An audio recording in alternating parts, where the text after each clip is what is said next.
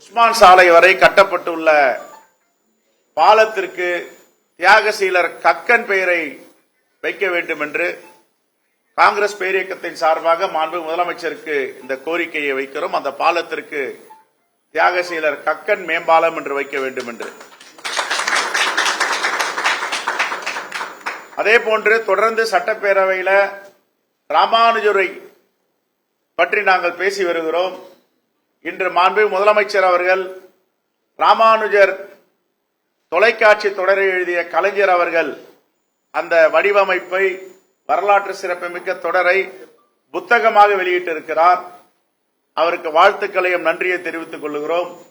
அதே போன்று ராமானுஜர் பெயரில் ஒரு விருது அளிக்க வேண்டும் என்று தொடர்ந்து வற்புறுத்தி வருகிறோம். அதையும் இந்த சட்டமன்ற கூட்டத்தொடரில் ஆன்மீகவாதிகளுக்கு ராமானுஜர் விருது என்று அளிக்க வேண்டும் என்ற வேண்டுகோளையும் வைக்கிறோம். விக்கிரவாண்டி இடைத்தேர்தலில் எங்களுடைய மரியாதைக்குரிய தலைவர்கள் அண்ணன் அழகிரி, அண்ணன் ஈவி.கே. இளங்கோவன், அண்ணன் திருநாவுக்கரசர், அண்ணன் தங்கபாலு, அண்ணன் கிருஷ்ணசாமி போன்ற தலைவர்கள் எல்லாம் நாடாளுமன்ற உறுப்பினர் டாக்டர் விஷ்ணு பிரசாத் மாவட்ட தலைவர்கள் ஒரு குழு அமைத்திருக்கிறோம்.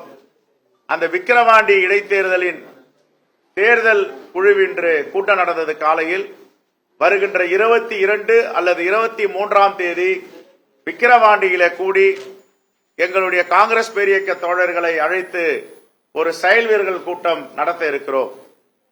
விக்கிரவாண்டி தேர்தலில் பெருவாரியான வாக்கு வித்தியாசத்தில் திராவிட முன்னேற்ற கழகத்தின் வேட்பாளர் அன்னியூர் சிவா வெற்றி பெறுவார். காங்கிரஸ் பேரியக்க தலைவர்கள் எங்களுடைய தோழர்களை அழைத்து வீடு வீடாக நாங்கள் வாக்கு சேகரிக்க இருக்கிறோம்.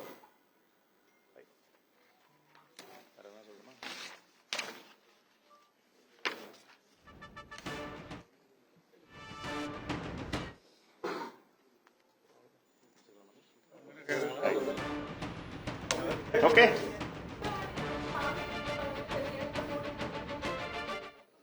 அதிமுகவுக்கு எங்கே இருந்தோ கட்டளை வந்திருக்கிறது, நீங்கள் போட்டியிட வேண்டாம் என்று. அவர்கள் மறைமுகமாக பாஜக, பாமக வேட்பாளர்களை ஆதரிப்பதற்கு 100% வாய்ப்பு இருக்கிறது. இதை நாங்க சொல்லல, அவங்க கட்சியில் இருந்த டிடிவி தினகரன்லாம் இன்னைக்கு ஒரு செய்தியை பதிவு பண்ணியிருக்காரு.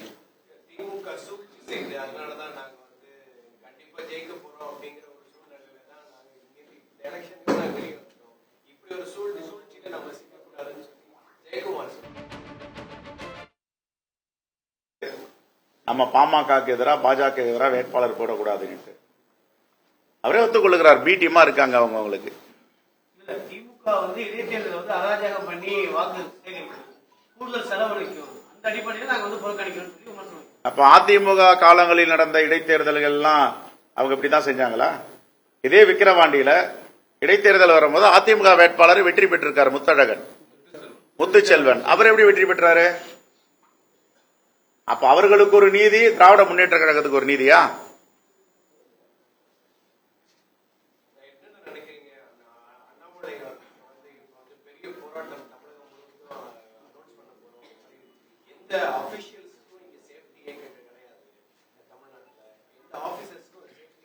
முதல்ல பாஜக இருக்க பெண்களுக்கு அவர் பாதுகாப்பு கொடுக்க சொல்லுங்க, அதற்கு பிறகு வரட்டும். அவங்க பெண்கள் நிர்வாகிகளுக்கு முழுமையான பாதுகாப்பு கொடுப்பேன்னு பேச சொல்லுங்க. அவரை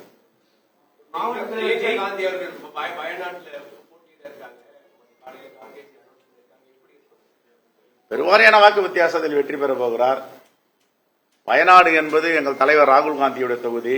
அவர் சொல்லியிருக்கிறார், நான் ரபரலிக்கு மட்டுமில்லை அதையும் சேர்த்து பார்ப்பேன் என்று.